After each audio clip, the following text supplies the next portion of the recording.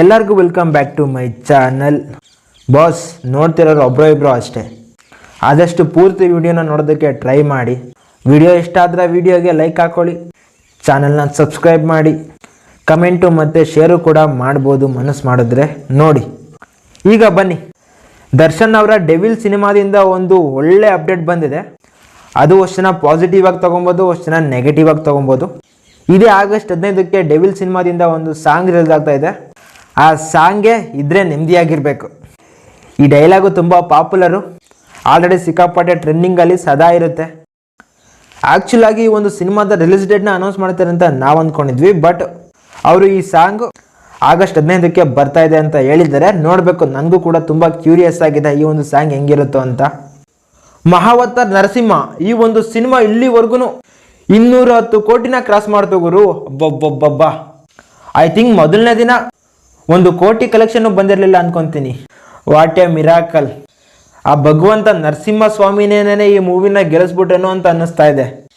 ಮೊನ್ನೆ ಶನಿವಾರ ಒಂದೇ ದಿನ 25 ಕೋಟಿ ಕಲೆಕ್ಷನ್ ಮಾಡಿಬಿಟ್ಟು 175 ಕೋಟಿ ಕಲೆಕ್ಷನ್ ಮಾಡಿದಂಥ ಈ ಒಂದು ಸಿನಿಮಾ ದಿನಕ್ಕೆ 4 ಲಕ್ಷದಿಂದ 5 ಲಕ್ಷ ಟಿಕೆಟ್ ಸೋಲ್ಡ್ ಆಗ್ತಾ ಆಗ್ತಾ ಆಗ್ತಾ ಬರೀ ಬುಕ್ ಮೈ ಶೋನಲ್ಲೇ ಸಖತ್ ರೆಕಾರ್ಡ್ನ ಬರೆದಾಕಿದೆ. ಅಷ್ಟೆಲ್ಲ ಒಂಬಾಳೆ ಅವರ ಅಫಿಷಿಯಲ್ ಪೇಜ್ಗಳಲ್ಲೇ ಈ ಒಂದು ಸಿನಿಮಾ 210 ಕೋಟಿ ಕಲೆಕ್ಷನ್ ಮಾಡಿದೆ ಅಂತ ಪೋಸ್ಟರ್ ಹಾಕಿದ್ದಾರೆ. ನೋಡಬೇಕು ಈ ಒಂದು ಬೇಟೆ ಎಲ್ಲಿಗೆ ಹೋಗಿ ನಿಲ್ಲುತ್ತೆ ಅಂತ.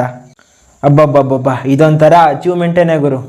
ಇನ್ನು ಸೂ ಫ್ರಮ್ ಸೋ ಈ ಒಂದು ಸಿನಿಮಾ ಇಲ್ಲಿವರೆಗೂ 72 ಕೋಟಿ ಕಲೆಕ್ಷನ್ ಮಾಡಿದೆ ಅನ್ನೋ ಒಂದು ಅಪ್ಡೇಟ್ ಬರ್ತಾ ಇದೆ. ಯಾವುದೇ ಅಫಿಷಿಯಲ್ ಅಪ್ಡೇಟ್ ಇಲ್ಲ ಅಂದ್ರೂ ಕೂಡ ಇದು ಒಂದು ರೇಂಜಿಗೆ ಪಕ್ಕಾ ನ್ಯೂಸ್ ಏನಂತ ನಾನು ಅಂದ್ಕೊಂಡಿದ್ದೀನಿ.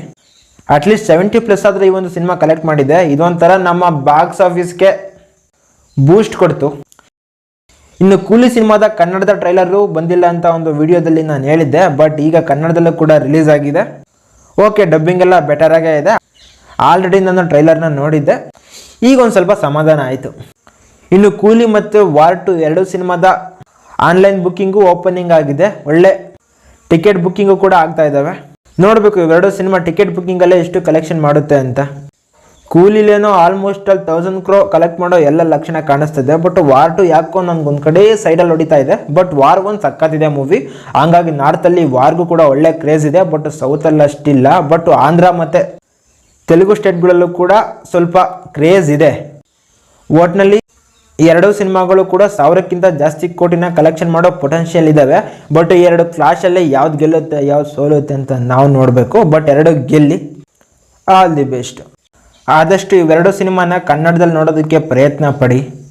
ಆವಾಗ ನಮ್ಮ ಒಂದು ಡಬ್ಬಿಂಗ್ ಕ್ವಾಲಿಟಿನೂ ಕೂಡ ಚೆನ್ನಾಗಿ ಇಂಪ್ರೂವ್ ಆಗುತ್ತೆ. ಇನ್ನು ಚಾಲೆಂಜಿಂಗ್ ಸ್ಟಾರ್ ದರ್ಶನ್ ಅವರು ನಮ್ಮ ಕನ್ನಡ ಇಂಡಸ್ಟ್ರಿಗೆ ಬಂದ್ಬಿಟ್ಟು ಇವತ್ತಿಗೆ 28 ವರ್ಷ ಆಯಿತು. ಆ ಒಂದು ಸೆಲೆಬ್ರೇಷನ್ಸ್ನ ಅವರ ಫ್ಯಾನ್ಸ್ಗಳು ತುಂಬ ಸಕ್ಕತ್ತಾಗಿ ಮಾಡ್ತಾ ಇದ್ದಾರೆ. ನೀವು ಕೂಡ ಇದರಲ್ಲಿ ಭಾಗಿಯಾಗಿದ್ದರೆ ನಿಮ್ಗೆ ಯಾವ ಥರ ಫೀಲ್ ಕೊಡ್ತು ಅನ್ನೋದನ್ನು ಕಮೆಂಟ್ ಮಾಡಿ.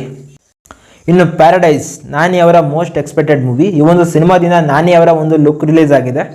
ಒಂಥರ ನೋಡ್ತಾ ಇದ್ರೆ ಇದೊಂಥರ ಯೂನಿಕ್ ಅಟೆಂಪ್ಟ್ ಥರ ಡಿಫ್ರೆಂಟಾಗಿ ಕಾಣಿಸ್ಕೊತಾ ಇದೆ. ನೋಡಬೇಕು ಹೆಂಗಿರುತ್ತೆ ಈ ಒಂದು ಸಿನಿಮಾ ಅಂತ. ಇನ್ನು ಕಿಚ್ಚ ಸುದೀಪ್ ಅವರ ಕಿಚ್ಚ 47 ಈ ಒಂದು ಸಿನಿಮಾದ ಫಸ್ಟ್ ಶೆಡ್ಯೂಲು ಕಂಪ್ಲೀಟ್ ಆಗಿಬಿಟ್ಟು ಇವತ್ತಿನಿಂದ ಸೆಕೆಂಡ್ ಶೆಡ್ಯೂಲ್ನ ಶೂಟಿಂಗ್ ಕೂಡ ಸ್ಟಾರ್ಟ್ ಆಗಿದೆ. ಆದಷ್ಟು ಫಾಸ್ಟಾಗಿ ಶೂಟಿಂಗ್ ಆಗ್ತಿರೋ ಈ ಒಂದು ಸಿನಿಮಾ ನಮ್ಮ ಕಣ್ಮುಂದಕ್ಕೆ ಯಾವಾಗ ಬರ್ತದೆ ಅಂತ ನಾವು ಕಾದು ನೋಡಬೇಕು. ಇದಾಗಿತ್ತು ಗೈಸ್ ಇವತ್ತಿನ ಅಪ್ಡೇಟು. ಇದರಲ್ಲಿ ನಿಮ್ಗೆ ಯಾವುದು ತುಂಬ ಎಕ್ಸೈಟ್ ಆಯಿತು ಅನ್ನೋದನ್ನ ಕಮೆಂಟ್ ಮಾಡಿ. ನಾನು ಮತ್ತೆ ಸಿಗ್ತಾ ಇರ್ತೀನಿ. ಬಾಯ್.